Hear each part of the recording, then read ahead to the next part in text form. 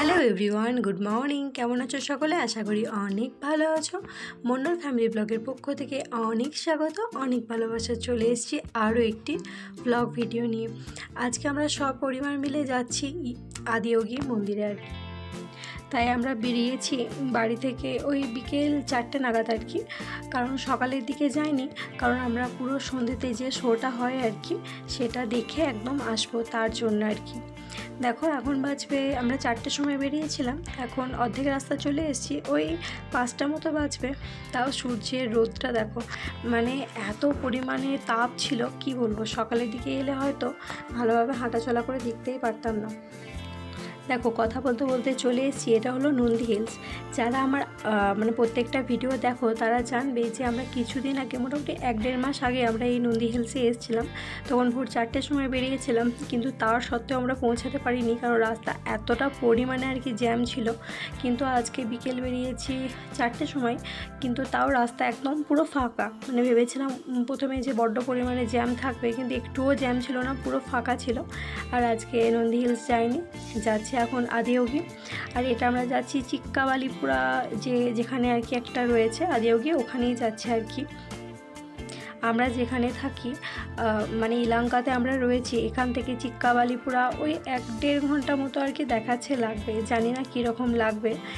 কথা বলতে বলতে অনেকটাই চলে এসেছি, আর বেশিক্ষণ হয়তো লাগবে না। কিন্তু দেখো এই পাহাড় দেখে আমাদের সবার মন আর কি একদম ভালো হয়ে গেছে। রাস্তার 2 সাইডে একদম বড় বড় পাহাড় রয়েছে। যখন আমরা মেন সিটি দিয়ে এসেছিলাম ওখানে তো শুধু ফ্ল্যাট ফ্ল্যাট ফ্ল্যাট, ওটাই দেখতে দেখতে আসছিলাম। যে কিছুটা আর কি মানে এই নন্দী হিলসের পর থেকে পুরো পাহাড়। আর এইদিকে বাবু একটা টানা ভালোভাবে ঘুম নিয়েছে। মোটামুটি সবাই হালকা পাতলা একটুখানি ঘুম নিয়েছিলাম, কারণ ভাত খাওয়ার পর দুপুরে আর ঘুমায়নি, তাই ভেবেছিলাম গাড়িতেই একটুখানি ঘুমিয়ে নেব। আর 4টের সময় আমরা বেরিয়েছিলাম, ভেবেছিলাম হয়তো পৌঁছাতে অনেকটা পরিমাণে লেট হয়ে যাবে, কারণ এই টাইমে অফিস টাইম, তো অফিস থেকে আসার টাইম, তো রাস্তায় জ্যাম থাকবে। কিন্তু না, একদমই জ্যাম ছিল না, পুরো ফাঁকা ছিল আর কি রাস্তা। তাই খুবই তাড়াহুড়োর মধ্যে আর কি, মানে তাড়াতাড়ি আর কি আমরা পৌঁছে গেছি। হাজব্যান্ড কিছুদিনকার জন্য ছুটি নিয়েছে, মানে প্রতিদিনই এখন এখানে ওখানে যেতেই থাকবো আমরা। ওই দেখো কথা বলতে বলতে তার দর্শনও পেয়ে গেছি। আমি মহাদেবের বড্ড বড় ভক্ত, আমার হাজব্যান্ড তো বড্ড বড়ই ভক্ত। ও তো দেখা মাত্রই চিৎকার শুরু করে দিয়েছে, মানে এত পরিমাণে খুশি হয়ে গেছি। তো এই জায়গাটা দেখো, চারিদিকে শুধু পাহাড় আর পাহাড়, আর মাঝখানে হলো স্বয়ং বাবা মহাদেব, মানে আমাদের ভোলানাথ। তো আমরা মানে আর অপেক্ষা করে থাকতে পারছিলাম না আর কি, গাড়ির মধ্যেই আর কি মানে চিৎকার শুরু করে দিয়েছিলাম। কিন্তু দেখে মনে হচ্ছে এই কাছে, কিন্তু এই গাড়িতে যেতে যেতে এখান থেকে মোটামুটি 20-25 মিনিট টাইম লেগে গিয়েছিলো। আর পাহাড়ি রাস্তা তো এত ধীরে ধীরে গাড়ি চালাচ্ছিল, কিন্তু রাস্তা একদমই ফাঁকা ছিল।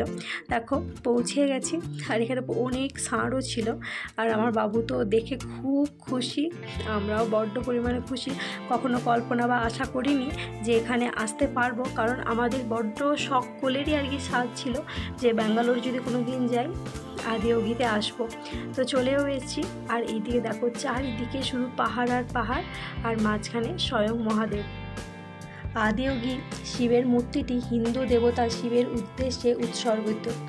এটি নকশা করেছিলেন সদ্গুরু যোগী বাসুদেব, একজন সুপরিচিত ভারতীয় যোগী এবং ঈশা ফাউন্ডেশনের প্রতিষ্ঠাতা। এটি অলাভজনক সংস্থা যা মানব কল্যাণ প্রচারের লক্ষ্যে কাজ করে। আমরা এসেছি আদিয়োগী চিক্কাবালিপুরম এখানে।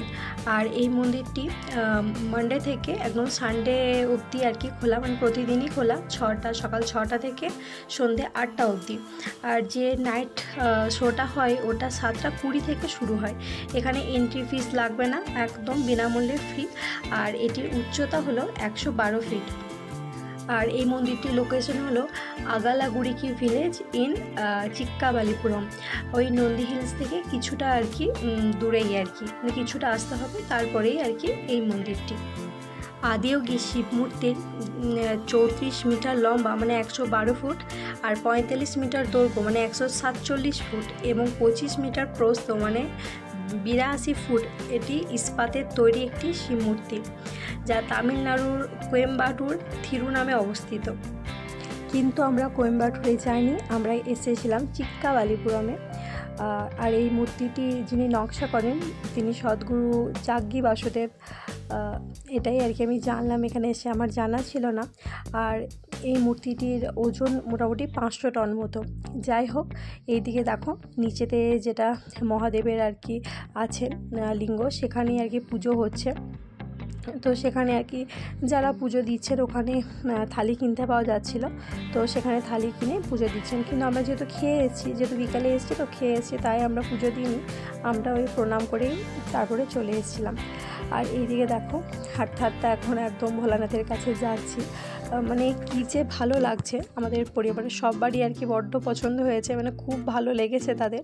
আমাদের এটা মানে বহু দিনের আর কি আশা ছিল যে এখানে একবার আসবো, যদি কখনো ব্যাঙ্গালোর যাই তো এখানে আসবো। আসতে পেরেছি মহাদেবের আর কি আশীর্বাদে, টেনেছেন বলেই, না হলে আমাদের পক্ষে আসা এখানে সম্ভব ছিল না। যাই হোক, চারিদিকটা দেখো, চারিদিক পাহাড় আর পাহাড়, আর মাঝখানে একদম মহাদেব, মানে মন ভরে যাওয়ার মতো আর কি। আর গলায় রুদ্রাক্ষের মালা পরে আছে, মানে সামনাসামনি মানে কি বলবো, নিজেকে আর কি এত এইটুকু বাড়া লাগছিল আর কি মহাদেবের কাছে, কারণ বিশাল বড় মূর্তিটা আর কি মানে অসম্ভব সুন্দর আর কি লাগছিল।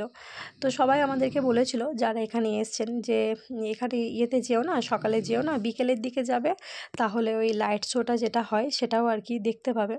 তো তার জন্যই আমাদের আর কি বিকাল করে আসা।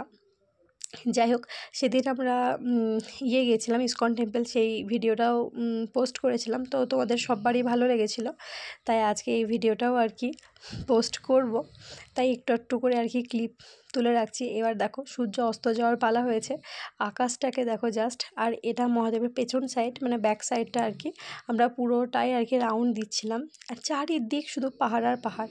আর একদম দেখো পরিষ্কার পরিচ্ছন্ন, মানে একটা প্যাকেট বা কিচ্ছু কেউ ফেলেনি আর কি, তার জন্য আর কি পুরো পরিষ্কার, একদম নিট ক্লিন জায়গা।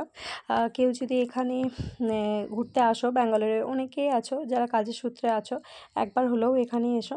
আর এটা নন্দী, আর এখানে এই যে স্ক্রিনটা লাগানো আছে, এখানে ওই শিবরাত্রির দিন কী কী অনুষ্ঠান হয়েছে না হয়েছে সমস্ত কিছু আর কি দেখাচ্ছিল।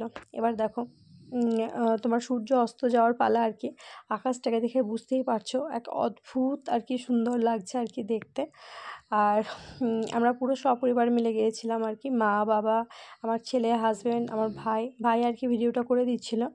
আর খুব একটা গরম ছিল না, সকালে যতটা পরিমাণ গরম ভাবছিলাম লাগবে, কিন্তু একদমই গরম ছিল না। আর চারিদিক তো যেহেতু পাহাড় ছিল, তো ঠান্ডা, একদম ঠান্ডা একটা বাতাস আসছিল। এবার আমরা যাচ্ছি এখন মহাদেবের সামনে, আর একটা নাগের মন্দির আছে, তো ওখানেই আর কি দেখতে যাচ্ছি। সূর্য অস্তও চলে গেছে, দেখো আকাশটাকে একদম পুরো লাল হয়ে আছে। এই দেখো এটাই হলো নাগের মন্দির, সবাই পরিক্রমা করছে আর কি। আর এত সুন্দর একটা ঠান্ডা বাতাস দিচ্ছে, আর আমরা অপেক্ষা করছি যে কখন তোমার লাইট শোটা শুরু হবে, কারণ খবর নিয়ে দেখলাম 7:20 থেকে আর কি শুরু হবে। তাই সবাই বললো যে চলো একটু চা জল খাওয়া যাক, তো তার জন্য একটা রেস্টুরেন্ট ছিল, ওখানেই আর কি আমরা যাচ্ছি, হালকা কিছু একটা টিফিন খেয়ে নেবো আর কি। আজকে পুরো আর কি ভিডিও আমার পক্ষে দেওয়া সম্ভব নয়, পুরো ভিডিওটা দিতে গেলে অনেক বড় হয়ে যাবে, তাই লাইট শোটা আজকে এই ভিডিওতে রাখবো না, নেক্সট কালকে যে ভিডিওটা আসবে ওটা লাইট শোটা দিয়ে দেবো। যাই হোক, কেমন লাগলো ভিডিওটা অবশ্যই জানিও, নতুন কোনো বন্ধু থাকলে সাবস্ক্রাইব করো।